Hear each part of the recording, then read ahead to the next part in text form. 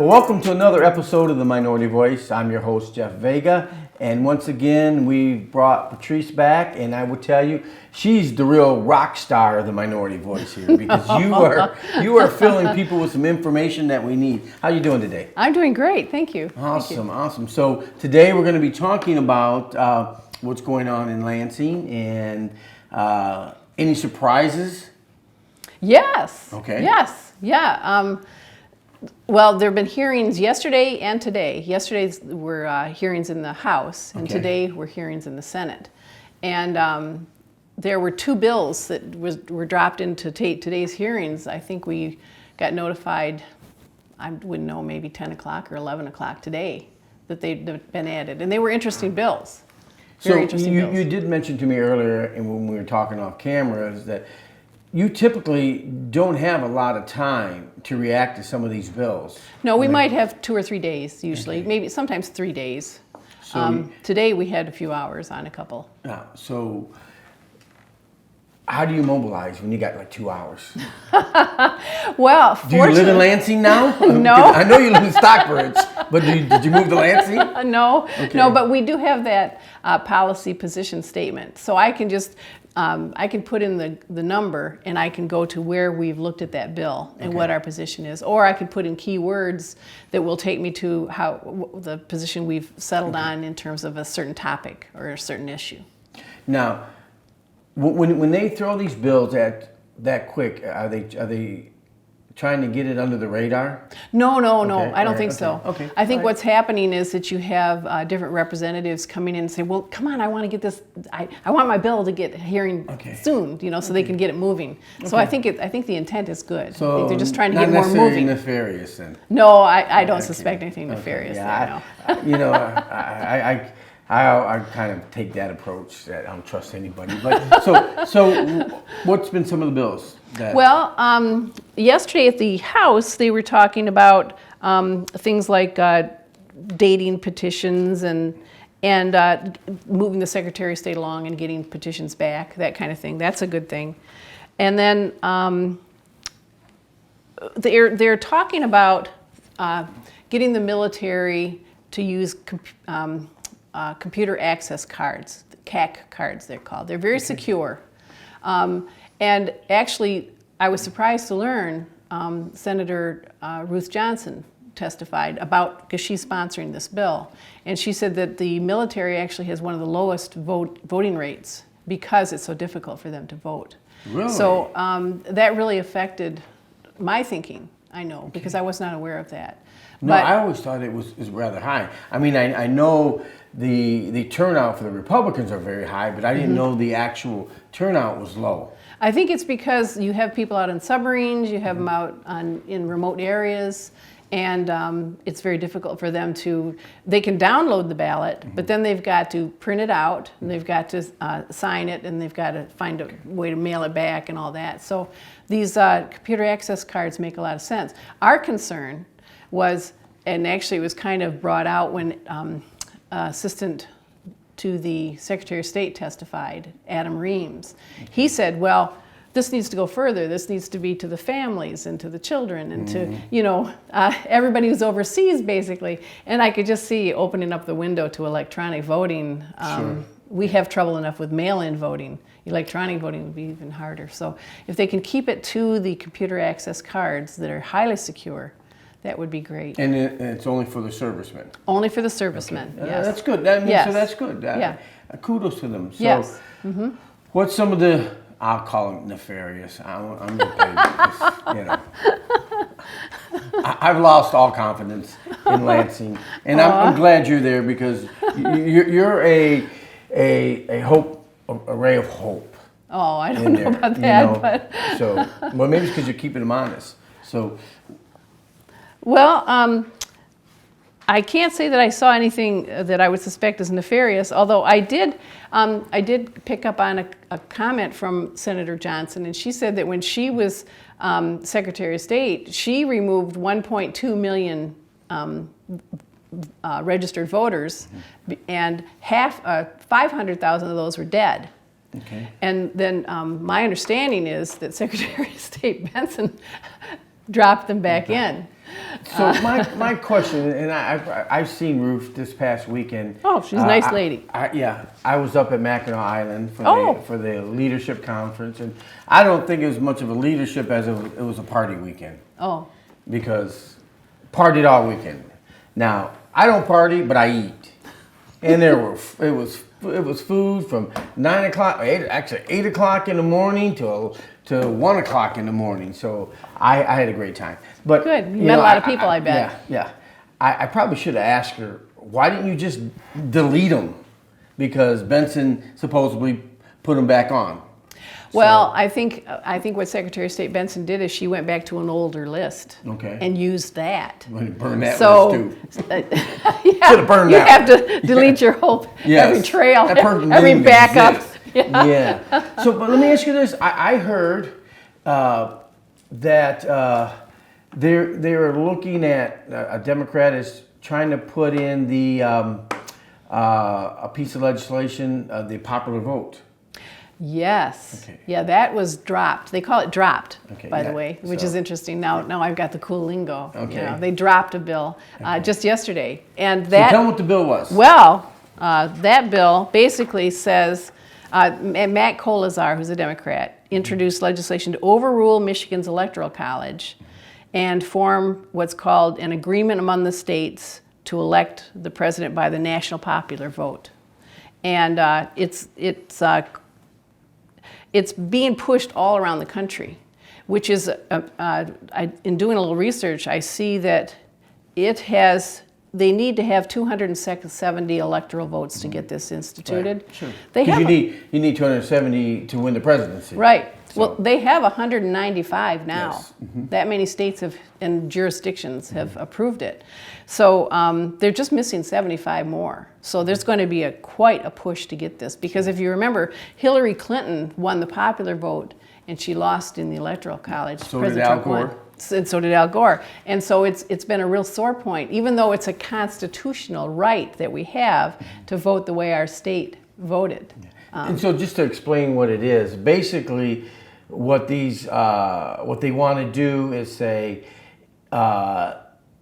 if your state, no matter what your outcome of your state is, if the popular vote goes towards a candidate, your electoral college votes will go to that candidate. Right. So, Right. an example, Biden or Hillary won the popular vote, but Trump won Michigan.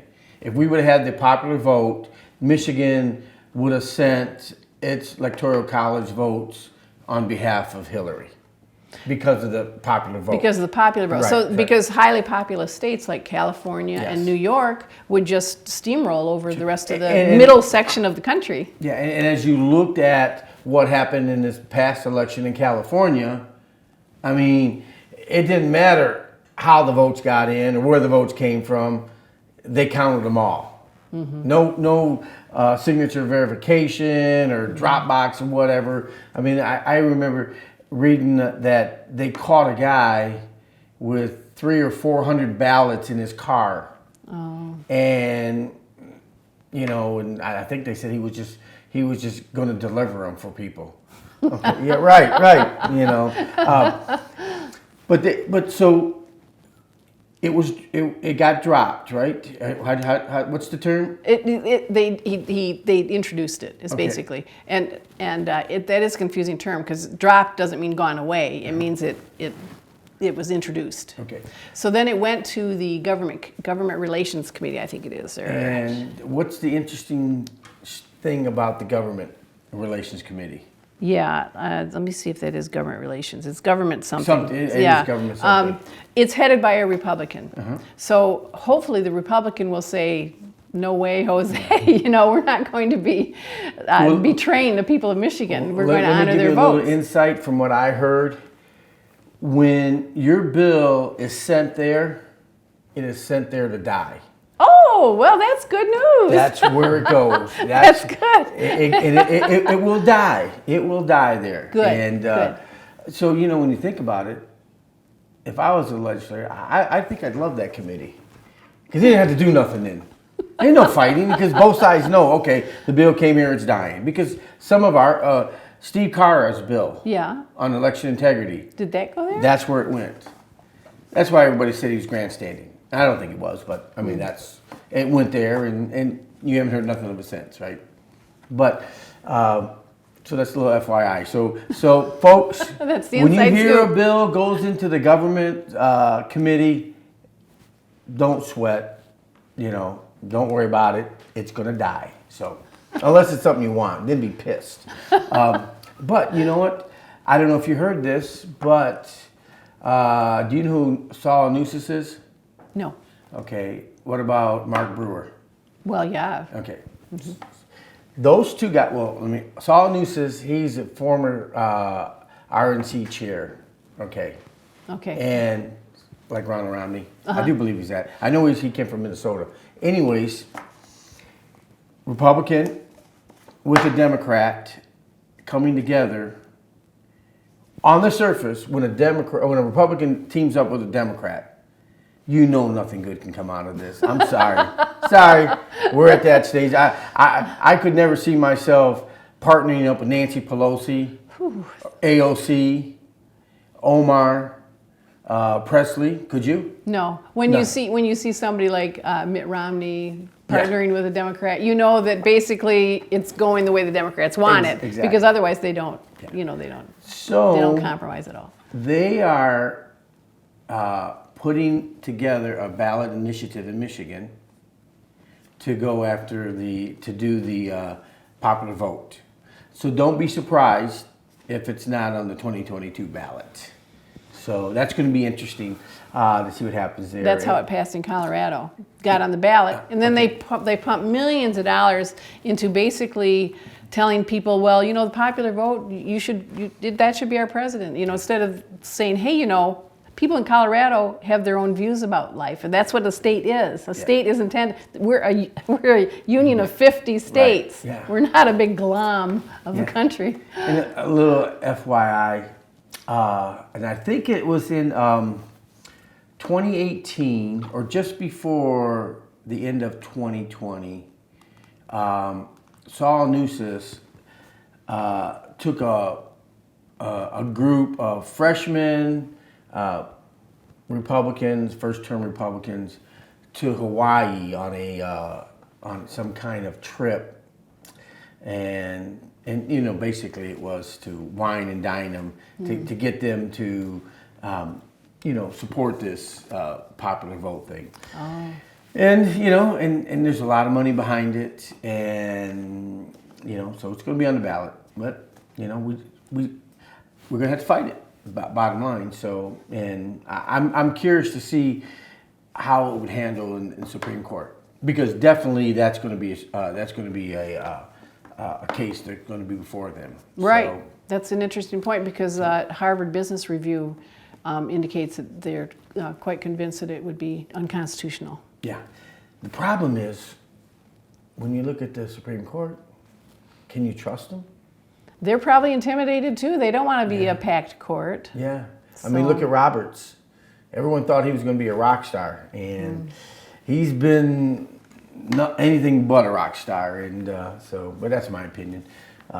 But it's my show, so I can have my opinion. That's right. It's the Minority Report. That's right. I may be the minority in this opinion, but it's my opinion. What else do we have? Anything? Anything coming up that we should be looking at? Yeah. Well, let me ask you this: Yeah.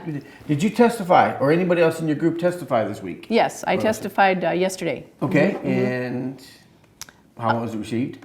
Ann Bolin corrected me. Okay, and all right. But I think that probably I may have had it coming, because I was going by the bill that was the last version of the bill. And just before the hearing, they motioned to accept a substitute bill. Okay. And I was not aware of that substitute bill. Oh, okay. So I was going by, and the Pure Integrity for Michigan Elections was going by the bill that we saw. Okay. And that had a lot of, we thought the having the computer access cards was fine for the military, but it appeared to also be very sliding towards anybody overseas. Okay. And that would just open up a can of worms. So But it wasn't the case. apparently not. Okay. No. All right, Ann. So, she was misinformed. So, and you corrected her. Okay. She did. All right. We'll give She her did a it very pat. gently, though. Oh, did I she might did? say. Okay. Very gently, Okay. yes. Okay. So I'm That's grateful good. for that. Okay. So, what do we have coming up? Well, today they had hearings in the Senate. Okay. And there were a couple of really interesting ones that popped up just in this afternoon. So I think Sarah Leitner. Sarah Leitner. Yeah. She's was just in southern Eaton County and Jackson, down that area. Yeah, Yeah. I've met her, and people think very highly of her, but I haven't really interacted with her. But she introduced that there would prohibit access to the qualified voter file by organizations of non-accredited election officials. So there was a lot of controversy that Rock the Vote was actually getting into the qualified voter file and adding names and. Now, didn't they have access last election? Rock the Vote, didn't they? Well, people in that group said they did. Okay. And then there are people that said, well, no, they were just supplying that information, and then the Secretary of State's office actually then approved it to go in. They were keying it in. Maybe it was going into another file and was dropped in. I don't know. Well, they shouldn't have had anything to do with it in the first place, probably. No, Yeah. no, Okay. not. I mean, they could be submitting names, but they shouldn't be typing them into the file. Right, yeah. No, that's right. And then also, Representative Green has, which I thought was very encouraging, introduced a bill to provide for prohibiting the connection of electronic voting system and electronic poll books to the internet on election day. Now that's a very small step, but it's a step in the right direction. I mean, we really feel that in order to have election integrity, these machines have to be separated from the internet. They shouldn't have access. They shouldn't wake up and be looking for an internet connection. Because that's just too subject to hacking and malfeasance. So Patrick Colbeck said, he said something very good at our meeting recently. He said, we need to vote Amish.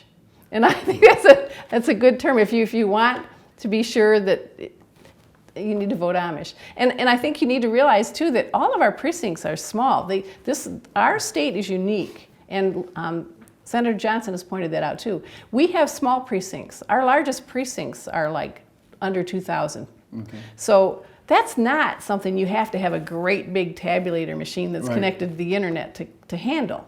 Right, so we should be able to manage it. You just got to hire some more people just when it comes time to count. That's all. Yeah. Yeah. I mean, you're talking 2,000 ballots. Yeah. So I know it sounds like a lot when you're talking about all of Michigan, but we have a lot of clerks and a lot of people and a lot of precincts. So if Florida can have their election totals done by midnight, and if I'm not mistaken, they're probably twice as big as Michigan. Oh, I don't know. So, they're big, yeah. We're losing a vote. So if they can have it done all by midnight, I think we should be able to have it done too. Mm-hmm. So it is over double. It is over double. Almost 22 million. 22 million. Almost. Okay. 21, So 8 or 7 of them. Jocelyn, give DeSantis a call and ask if you can speak to the Secretary of State, because I don't know who it is in Florida. It's probably a minority. I don't know. Maybe not. And find out what they do, okay? Because whatever they're doing is right, okay? So take that from me. That's just a little FYI. And they've really reformed, because remember, they were counting the Chads not too long ago. They were the worst in the country, or perceived as the worst. Yeah. So they have done a turnaround. Yeah. They've done a turnaround, yeah. You know what, on a lighter note of that, I was hoping when President Bush got in that he would have nominated her to be the ambassador to Chad. I was hoping for it. And see, that's why I would never be good in politics, because I would do something stupid like that. Just to irritate people, but that's me. That's why I'm behind the camera or in front of the camera. But so, what else we have? Anything?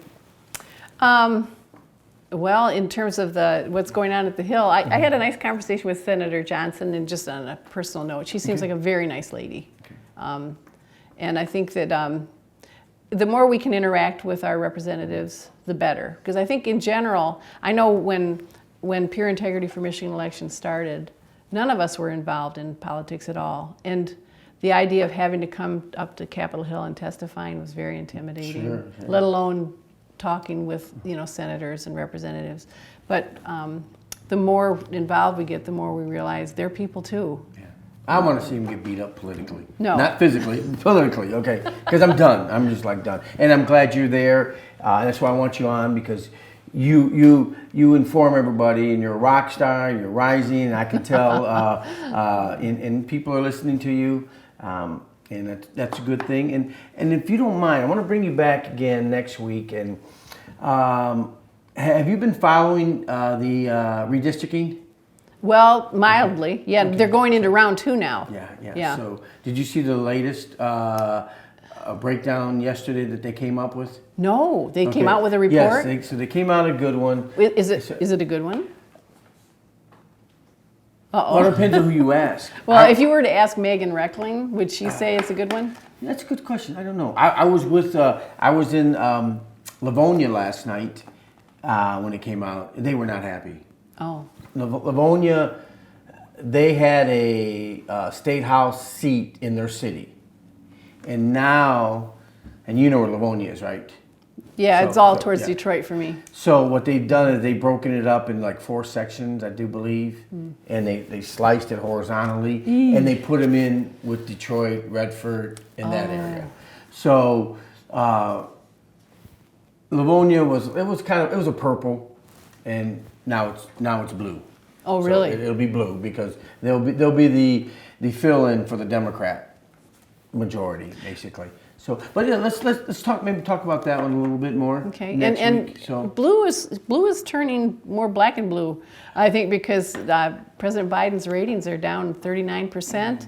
And I was listening to the Steve Bannon War Room today, and they say that the Hispanic and I think the Hispanic support of Biden it's in the toilet. Yes. Yeah. And as well as African American, it's down to less than 40%. And that was, they were always counting on 80% or more for Democrat, just flat Democrat voting. So. Yep, and that's why they're bringing all these illegals in, because they're hoping that they can turn the pendulum that way, because they're losing it the other directions. So hey, it was good to have you here again, and look forward to you next week. And Joshua, 2415.